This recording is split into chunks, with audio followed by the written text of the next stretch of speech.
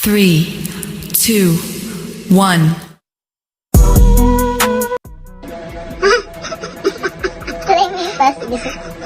I pass this phone to someone na malakas ang charisma sa mga prof at classmates namin. I'm passing this phone to the most handsome, the most cute, the most wonderful person ang bumihag sa puso nila na Deans, Liza at Catherine. I'm passing this phone sa pinaka-pogi sa section natin. Uy, ako pa rin. I'm passing this phone sa pangalawang pogi na lang. Gagi, pogi nga. I'm passing this phone sa classmate namin na alam nyo na uwing maaga kahit na may teacher pa na next subject, diba? So ayun, di namin siya kasabay mo Kakalungkot. Tatampo na nga kami dun lagi na lang buwi maaga Ewan ko ba dun sino kinikita. Peace! I'm passing this phone sa klase namin, mapapasana all ka na lang talaga. Masipag na, bait pa, at makikita mo sa kanya ang excellence sa bawat activity. At makikita mo sa kanya na inspire siya every day.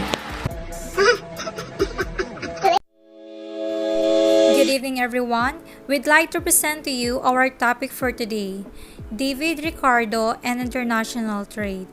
In this study, we'll be learning the Ricardian model, the concept of labor theory of value and theory of rents, the 5 reasons for international trade, and why do countries trade with each other. Good evening everyone, my name is Jasmine Demeterio. What I tend to do is to explain the comparative advantage. Theory of comparative advantage is perhaps the most important concept in international trade theory. It explains why individuals in countries trade with each other. The countries have to specialize in an activity even if they don't have an absolute advantage so as to get benefit from the international trade. The theory of comparative advantage introduces opportunity cost as factor for analysis in choosing between different options for production. Theory suggests that countries will engage in trade with one another exporting the goods that they have a relative advantage in. This theory was given by David Ricardo in 1871 is referred to as the Ricardian model. David Ricardo explains that the trade is possible between two countries when one country has an absolute advantage in the production of both commodities. He explains if one country has absolute advantage in production of both goods, then it can trade in which comparative advantage is less. To understand this theory, look at the figure. We have two countries and two products to deal with. In the table shows the productivity of two different countries in the production of two different goods. It shows the number of labor hours required to produce two goods, which is wine and cloth in two countries, England and Portugal. England takes 120 hours to produce 1 unit of wine. We call it 120 labor hours. And Portugal takes 80 labor hours to produce 1 unit of wine. Similarity, England takes 100 labor hours to produce 1 unit of cloth. And Portugal takes 90 labor hours to produce the same. As you can see that, Portugal has an absolute advantage in producing both wine and cloth. Hence, according to Adam Smith, trade should not be possible. However, let's understand Ricardo's perspective on this. We can clearly see from the table that Portugal has more of an advantage in producing wine than in producing cloth. Hence, Portugal should produce wine and leave cloth for England. Why? If England produces wine and cloth, then the internal exchange rate would be 1.2 units of cloth for 1 unit of wine. Let's understand this figure. England produces wine by working for 120 hours and cloth by working for 100 hours. So the producer will be like I work 20 hours more than you, so you should pay me more. Hence, the cloth maker will have to pay him 1.2 units of cloth to get 1 unit of wine. Similarity, Portugal internal rate of trade would be 0.89 unit of cloth for 1 unit of wine. This is because in Portugal, the cloth makers are working harder, so they will pay less for cloth for 1 unit of wine. Now think of this. Instead of trading within the country, if Portugal trades 1 unit of cloth with 1 unit of wine with England, then it would be beneficial for both. Look for Portugal perspective. Portugal was paying 1 unit of wine and getting 0.89 unit of cloth. But now it is getting 1 full unit of cloth from England perspective that had to give 1.2 units of cloth for 1 unit of wine. But now it just has to give 1 unit of cloth. Therefore, both countries will gain from trade.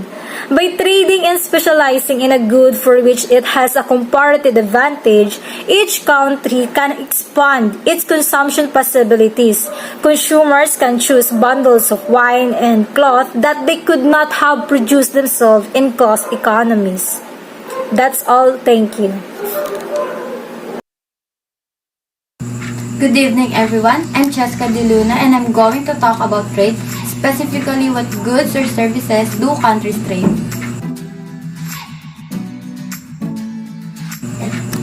As far as we know, trade is the exchange of goods or services between parties. For example, 1 carabao is traded in exchange for some cowrie shells, because definitely, in the beginning, there was no money. They trade items which had a practical value for their mutual advantage.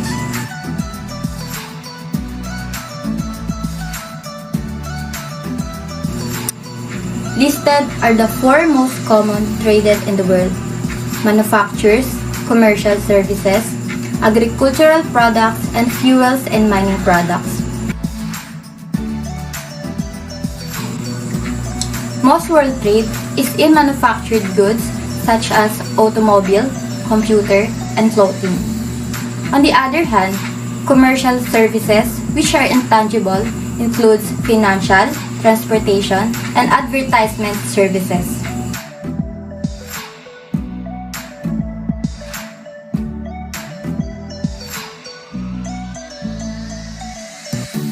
Agricultural products like wheat, carrots, corns, and beans plays an important role and are widely expected to become more important in the future. Lastly, bread and mineral products from copper to coal, especially in oil, remains as one of the components of world trade. Good day everyone, I am Marco de Solo. I will be discussing about labor of theory of value. So what is labor of theory of value? It is a theory by David Ricardo, and who's a known economist, and it is one of his biggest contribution on the economic sector. And labor of theory of value states that the value of a good could be measured by the labor that it took to produce it. So the longer and the harder it was produced, then it means it should have a higher price since it was produced longer and more difficult. It also states that the cost should not be based on the compensation paid for the labor, but on the total cost of production. So we also have to talk about raw materials, how hard is it to get, and how costly is it. One example of this theory is that if a table takes 2 hours to make and a chair takes 1 hour to produce, then it means that one table is worth 2 chairs regardless of how much per hour the makers of the table and chairs were paid. So the labor of theory of value would later become one of the foundation of Marxism. So Marxism was a theory made by Karl Marx, who's a well-known economist too, and it has a lot of economics things that they have discussing there. And also, the labor of theory is not absolute. Labor theory of value is not absolute, since we also have to talk about demand and supply. So if you have a surplus in supply, then even though your product is costly, it will still not have a higher price, since there is a surplus in supply in the market.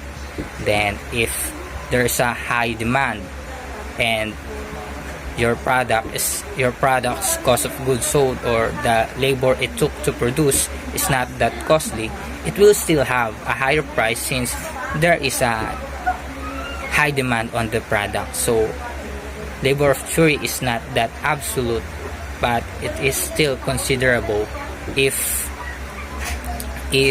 the demand and supply has an equilibrium, or they have a meeting point wherein they are balanced.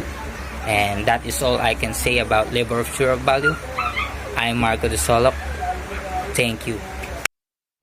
Hi, I am Sunny. I will discuss about theory of rent. So, what is theory of rent? The theory of rent is developed by David Ricardo. He is a classical economist who discussed about theory of rent, that benefits accrue to the owners of assets solely due to their ownership rather than their contribution to any actual productive activity.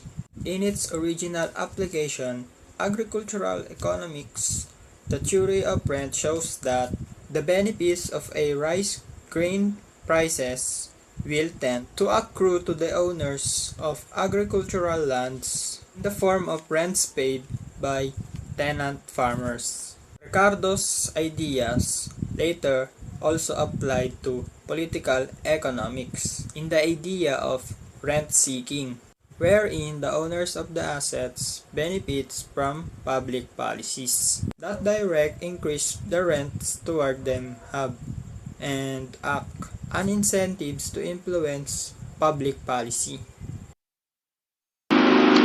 Good day, everyone. My name is Cari Angelo M. Dolosa, and I'm about to discuss to you about the reasons for trade. Number 1. Differences in technology. Advantageous trade can occur between countries if the countries differ in their technological abilities to produce goods and services.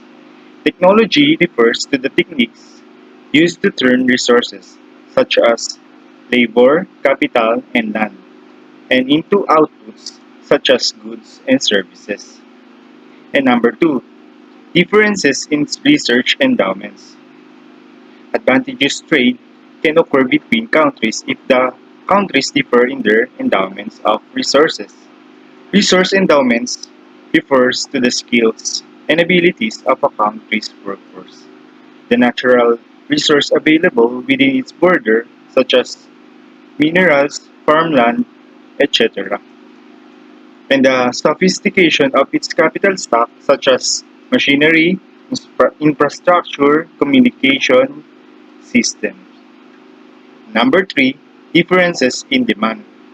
Advantageous trade can occur between countries if demands or preferences differ between countries.